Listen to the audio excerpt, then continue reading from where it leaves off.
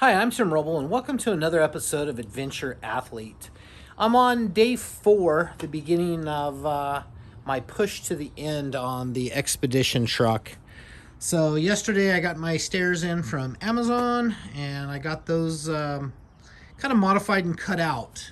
With the wind, how it's been, I'm having to be like a long distance shooter and wait for my opportunity to pull the trigger to get a weld in. So things aren't fully welded out, but it is operational. There's enough in there. Last couple of days, I put another coat down of the Herculiner bed liner on the garage area, and I got the mill and lathe has their place. I got the welding table put in.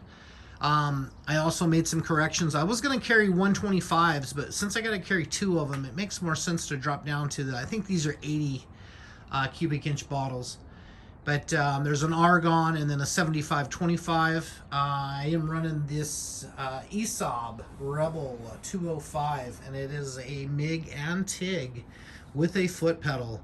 So I'm going to build some mounts for that today, get that nested up in there. I still got some more. I put in my first little fixture table I got from Northern Tool, I believe, and this thing was like $200, and it came with a bag full of clamps and stuff to stick in the holes to square up. And man, once you use a fixture table, it really changes the game. So this was my first one. I got another one inside the shop that can be arranged to be 4x8. Currently, as it sits, it's a 2x6, but I got all the bolt-on shelves and everything for it, so I can change that up. So I actually framed this up on the fixture table inside, and normally I would cap it in, probably do 45s, or I've been doing this, I don't know if I have anything out there like this. Been doing this process where I cut the tube and just leave like a patch, so I can weld into that. But I wanted this table to be really square, and it needed to go in here. It was actually tight. I had to use a dead blow to get it in. It's actually perfect. So the table doesn't need any legs. It's utilizing the back and the ladder, and then over here for the mill lathe. So basically on this side of the shop, I want everything to be the tools. And then I want do a post off of this up here, and this is going to be a giant cabinet. This will also house the winches for the rear drop down door, and those winches will work dual purpose when it's time to drop a spare tire. I'm running dual spare tires, and that's why we're narrower in the back on spindles that actually spin. I'll be able to drop that down to the ground with the winch, so that'll be cool. This summer, when I was doing a remodel on Ty and Sam Buttrey's motorhome, it was an Outlaw. That's where I got the Happy Jack, and they gave me this too for part of the remodel. And that's a cool little deal. I just got 2 screws holding it to the wall right now, because I still have to do the interior in this. But for right now, it serves a purpose of getting everything up and out of the way. Toolbox is right there. That's where it's going to go. I am going to build a system for it that's going to put the height up a little bit more. I was going to put the batteries underneath it, but I don't believe I'm going to do that now. But I definitely want to get it off the wheels and get it welded into the platform and the chassis as it sits, because that'll be a big mess. Of course, I won't have anything sitting on top, and this top lowers down, and that'll keep everything nested. But with that, I was able to... came with the power strip on this side. I got all of this. I'll do some type of interior finishing on this. Like as we're starting to walk into the main cab, this is going to be a wall, and then I'll have a door. And I'm deciding if I'm going to do a sliding door or an opening door. And I'm leaning towards just a door that opens. I'll make something trick for that. But right now I'm spending my time back here today. I'm going to frame up a door.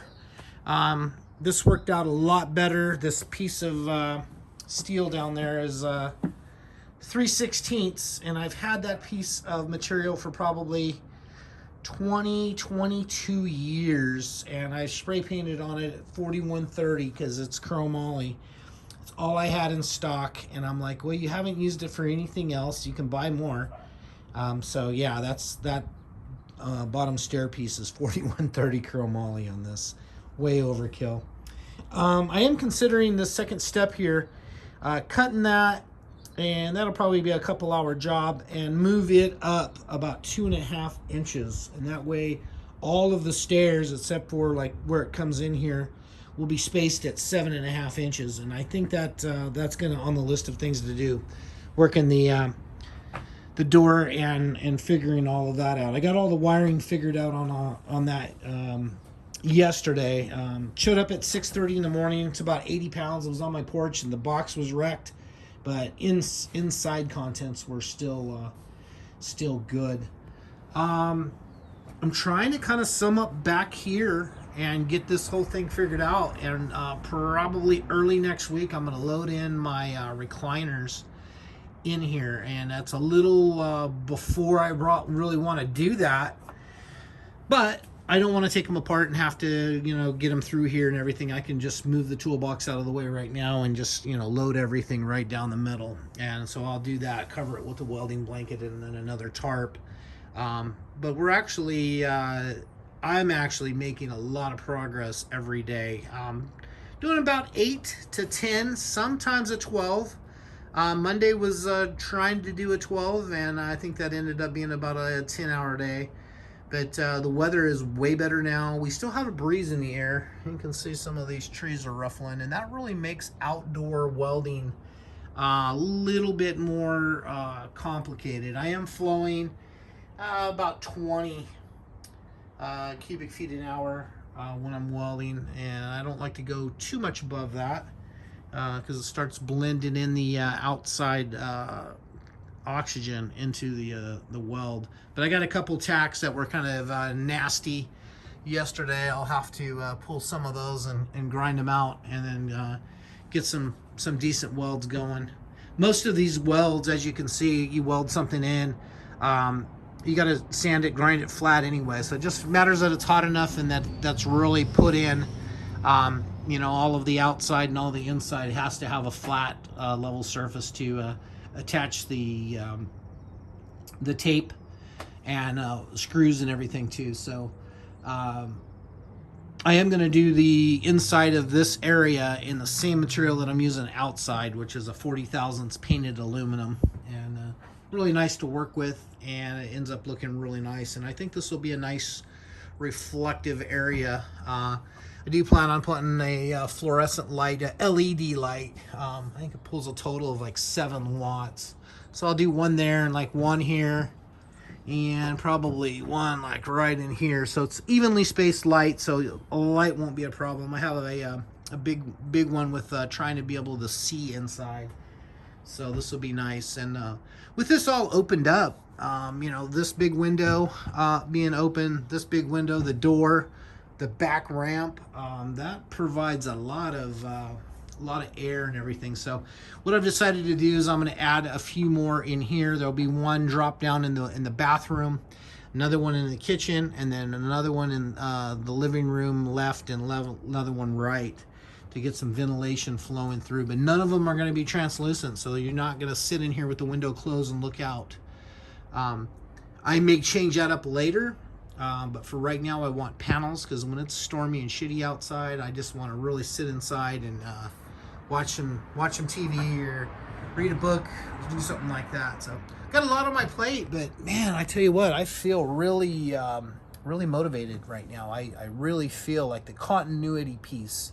Usually I'm getting to a weekend and I go like, oh, I gotta this to do or that to do, or next week I gotta do this. No, right now it's just all about the truck. It's living the truck. Last night I had a rough night's of sleep. I woke up about 2:20 and was up till about 4:30ish. And I took a few little notes on a notepad that I keep by my bed. But right now, instead of focused on production and what I have to get through every day, I'm really focused right now on the quality. So I'm happy that the wind has died down enough for me to do some welding today. And just going to make sure that this turns out as nice as possible. And, sometimes that's about ordering different parts. The carpet that I ordered for in here is not as soft as I would have liked, and that's a problem with doing some things online. So I did order a replacement carpet, and I'm looking at being able to return that one right now. We'll see how it goes. But so far, so good. While I'm thinking about it, I did the ladder, and I did that on the fab table also, and that laid out so nice. And of course, that gives you access to the roof, where there's going to be the upper deck.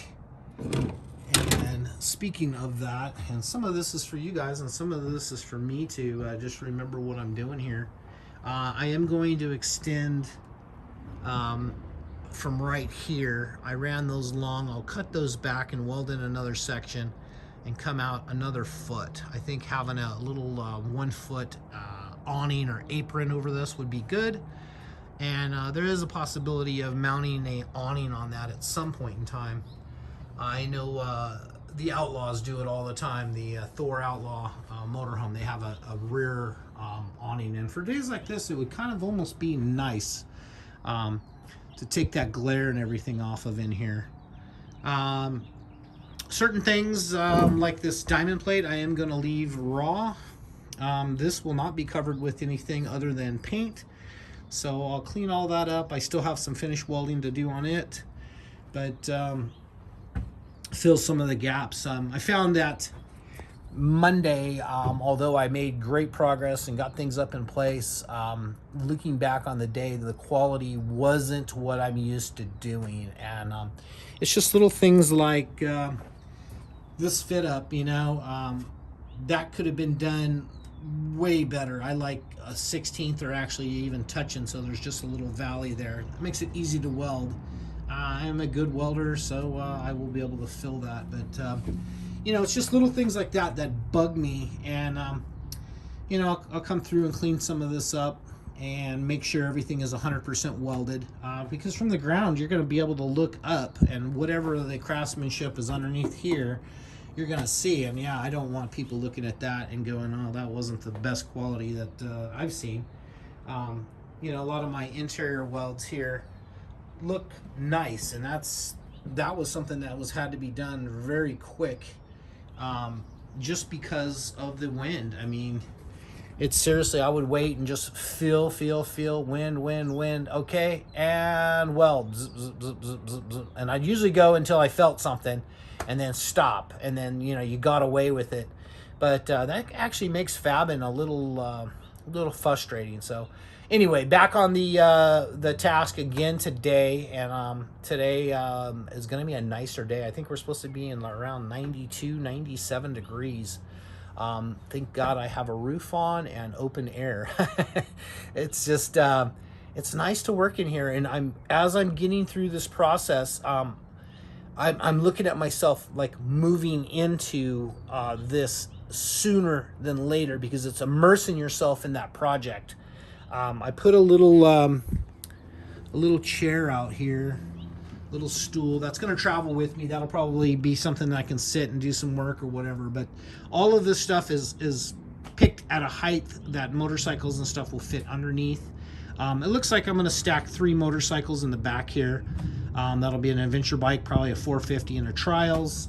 Somewhere in here will be some bicycle storage. So I'll get it all laid out and figured out how we're going to do it. I also have a bicycle work stand. I can't think of the name of it. Bike, I think, is who it is, and it's a clamp that clamps on that takes the bike and puts it at a work height. So I got to figure out where I want to put something like that, and get that set up, because that'll be something cool to be able to do maintenance on bikes. And of course, you know, if you break something, you have a little mini mill or a mini lathe. You got a welder. You can do aluminum, whatever you need to do. So capabilities wise of this camper, it's right up my alley. It's out of my head, and it's a dream, and it's just an open sheet of paper, and it's just like, buy the right stuff.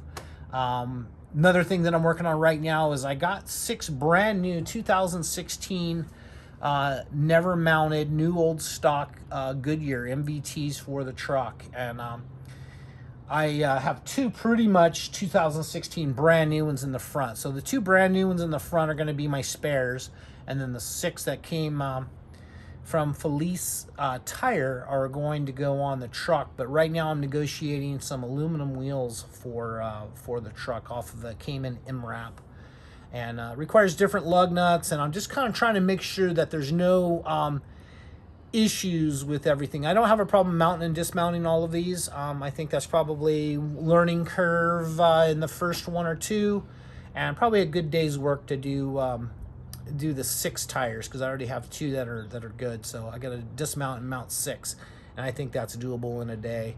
I got a nice slide hammer for that, but in the negotiations right now for some aluminum wheels. I bought CTIS armor, and if I buy the aluminum wheels, the armor won't work on the aluminum wheels as far as I know. So I'm up in the air right now of what I'm going to do, but I thought I would just add that as my thought process. Questions and comments, please hit me up down below. It's a crazy build. It's one of the bigger builds I've seen done on a MVT, or MVT, that's the tires. Gosh, what's the FMTV or MTV? This is a 5-ton. It was a 1089 for those of the you guys are just watching that. All the crane and towing stuff was stripped off of. That gave me 20 foot of frame rail, and I extended that 8 feet, and still got to box the lower section a little more and go from there. But everything's turning out really nice. So questions, comments, hit me up below. If you haven't liked and subscribed, this truck build isn't all I'm doing. I just got new parts in for my Chiron electric bike. I just got an Olin shock for my electric motion trials bike. So we're going to see some things. And then I got to get my, I'm going to take my 890 down to Rottweiler and have them break it in on the dyno and put all the good stuff in the tune in the Power Commander. So that's all coming up. But for right now, it's 100% on the truck. And I'm working to be able to sleep out here, and just to stay with that continuity of moving. So that's going to be it for now. Thank you guys for watching. I appreciate each and every one of you, and to my family that's watching, Sierra, Jeremy, Aubrey, and Mackenzie, thank you guys for watching so much. Have a nice day. I'm Tim Roble, and I'll catch you here next time.